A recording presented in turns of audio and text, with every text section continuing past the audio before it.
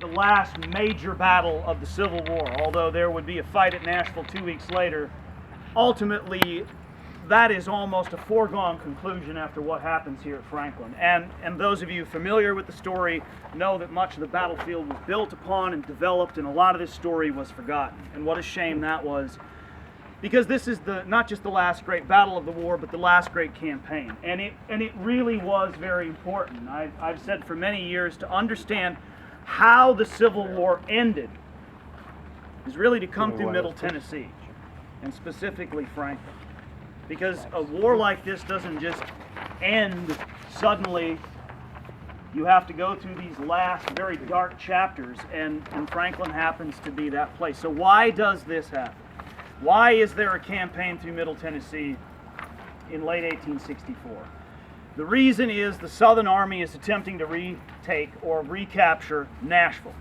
Tennessee was the last state to join the Confederacy, but Nashville was the first Confederate capital to fall to U.S. troops. That had happened very early in the war. Now it is late in the war.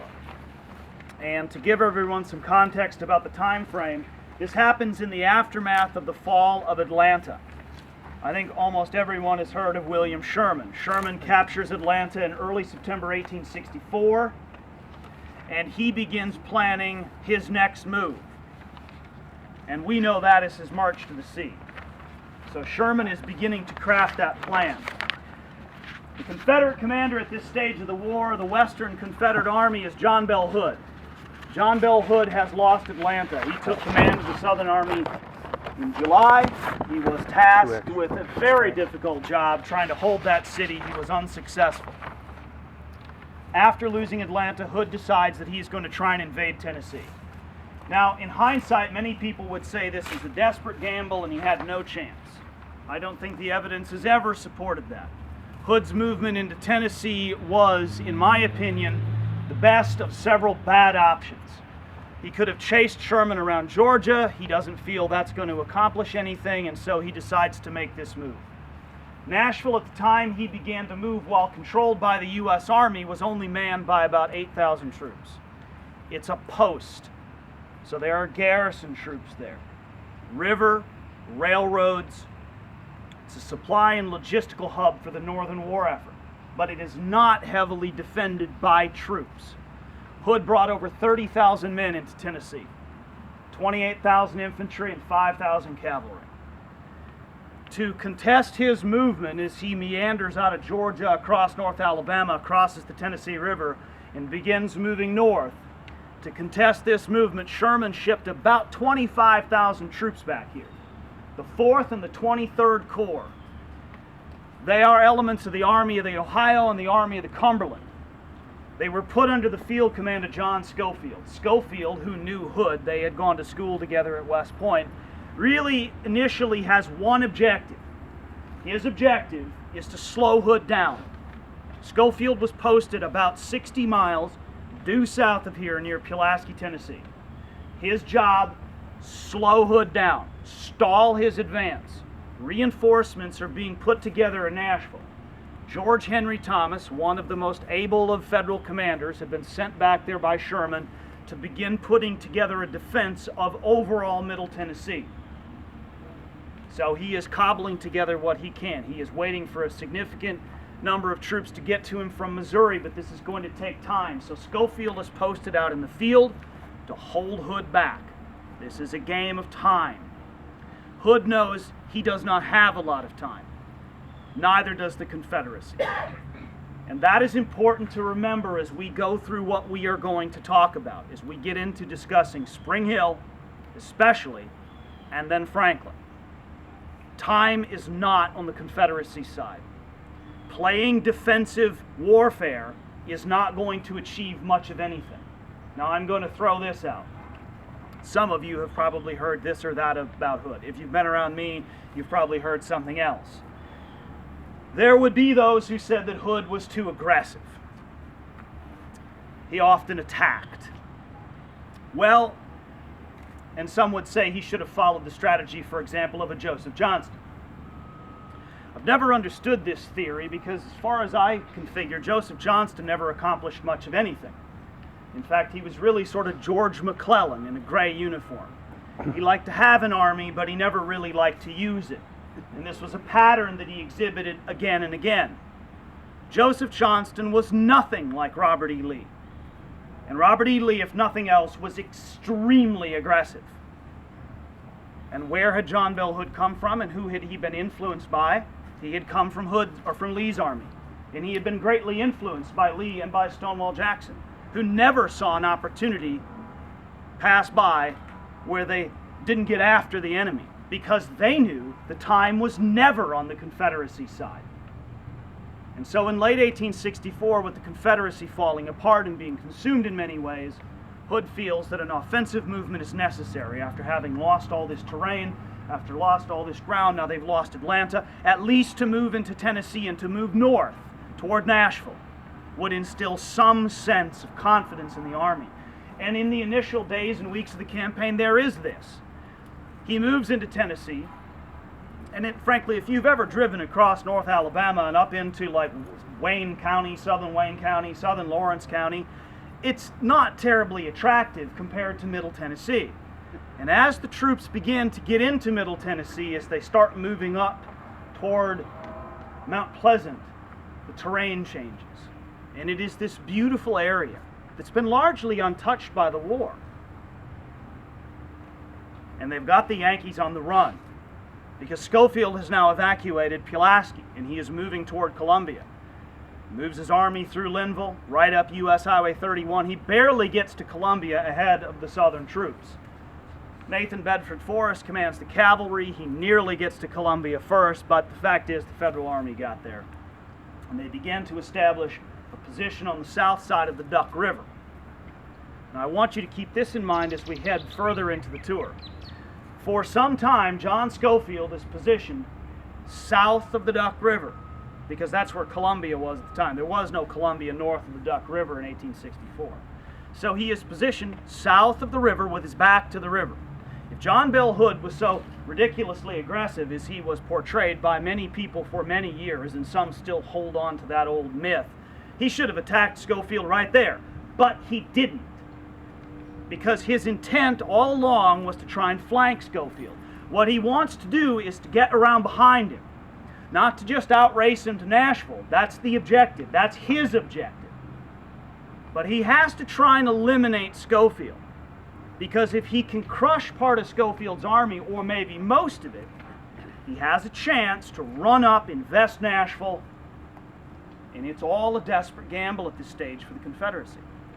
But you've got to try and eliminate the enemy threat before you can try and hit the ultimate objective. Flanking him is the best option. You don't want to run headlong into the enemy. So he begins crafting the next phase of the plan, and that is Spring Hill.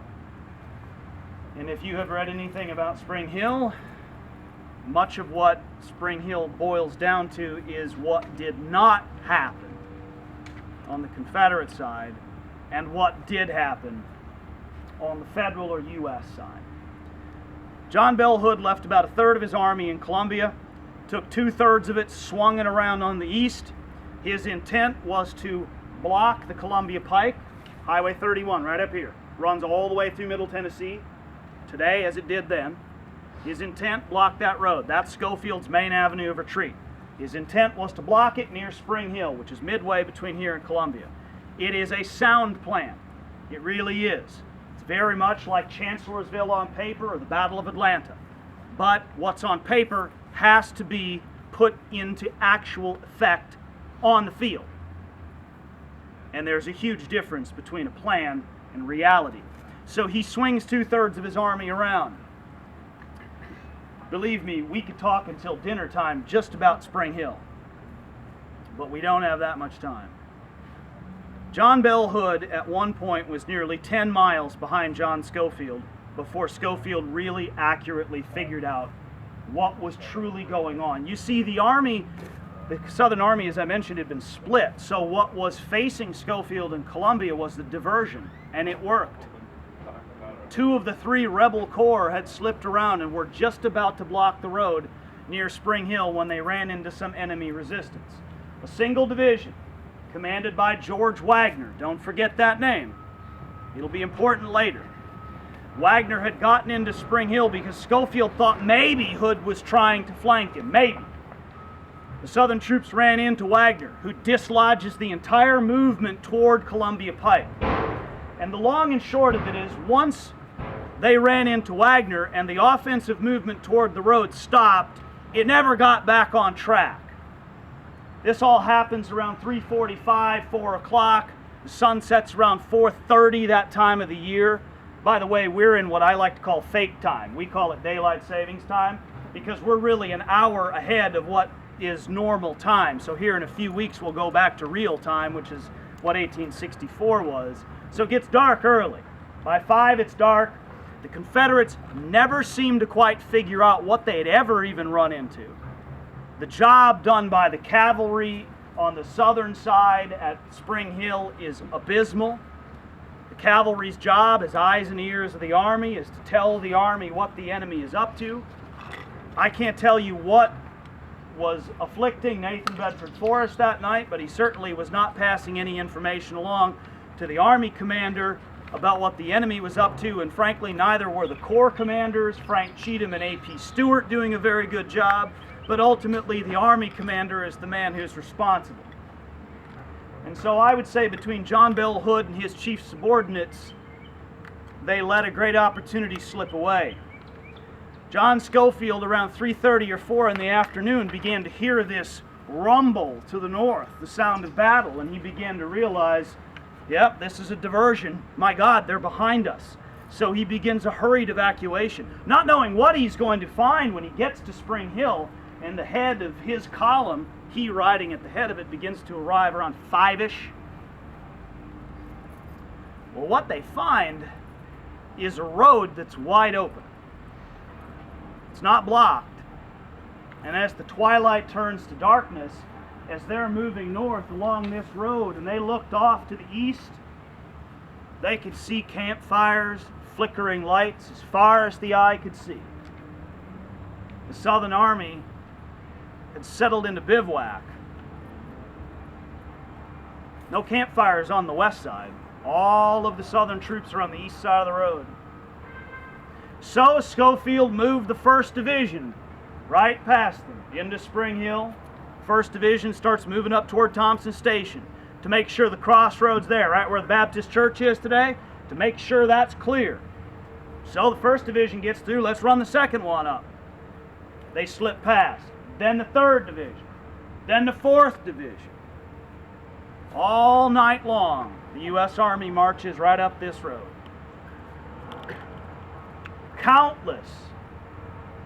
Countless men, rank and file soldiers, guys who are veterans, been in combat for a while, they've got a gut instinct about things, and there were guys on the line that night who suspected something wasn't right. Something didn't seem right.